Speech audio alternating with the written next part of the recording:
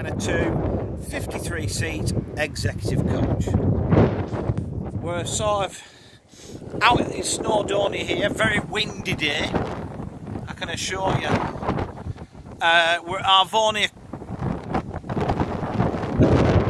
Arvonia Travel, very small family operator that run basically their own tours and nothing much else, day excursions. This vehicle will have been used on that work and pretty much that work only. So it'll be a very clean, straight, tidy example. Well looked after fleet here. Alloy wheels fitted, as you can see. Power operated centre continental door. Gunmetal grey. Perfect colour for a Starliner. Because, love 'em or hate 'em, when you pull up in them, there's nothing looks better. Nothing. If you want to make your customers' heads wobble and go, wow, this is the vehicle. Euro 5 MAN engine. That's driven through a 12-speed automated Tipmatic gearbox, which is literally a rebadged ZFAS Tronic. Reverse cameras fitted. Down the near side, loads of luggage. We have a ski locker over the drive axle. We also have all that luggage space. As you can see, parallel opening lockers. Probably, for me, the most manoeuvrable Starliner. 13 and a touch meters. The only major body issue is that gouge in the door where it's obviously been opened against a post or something. As we jump on board,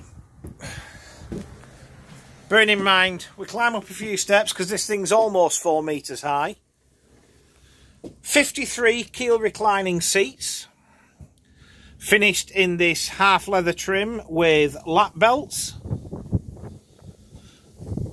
Some of the leather headrests are just showing little bits of signs of wear and tear like that, but nothing overly worrying on a vehicle that's 9 years old this year.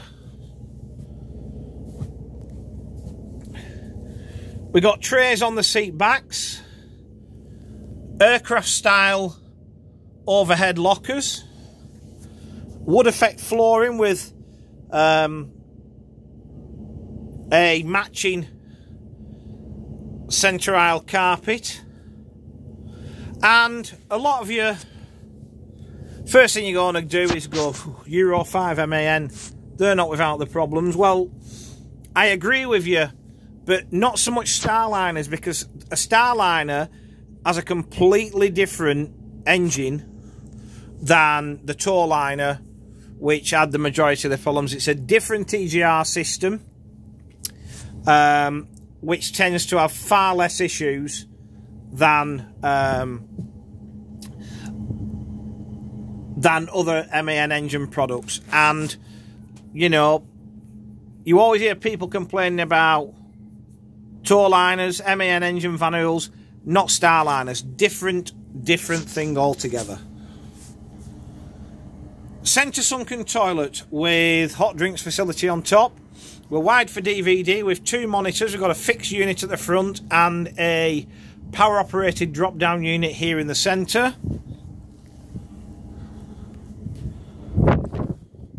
But as I said, this vehicle totally own tours and excursions, nothing else, which is why it's so well presented for a vehicle of its age.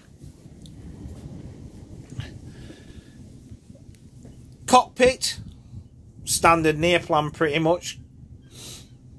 Multifunction steering wheel, everything working and in good order. Fridge in the dashboard. We've got a crew seat for someone with an extremely large bottom.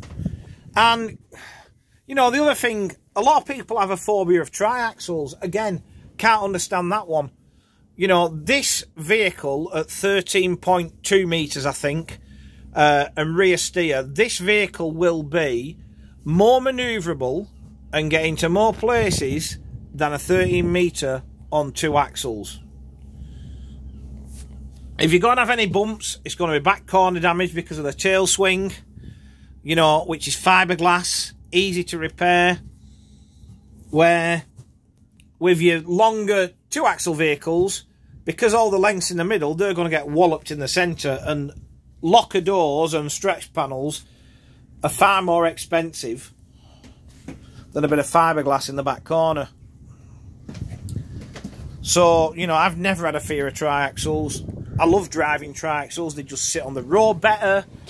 They handle better. They're more comfortable to ride. And they're easier to manoeuvre. And also, with a lot of 13 metre 2-axle vehicles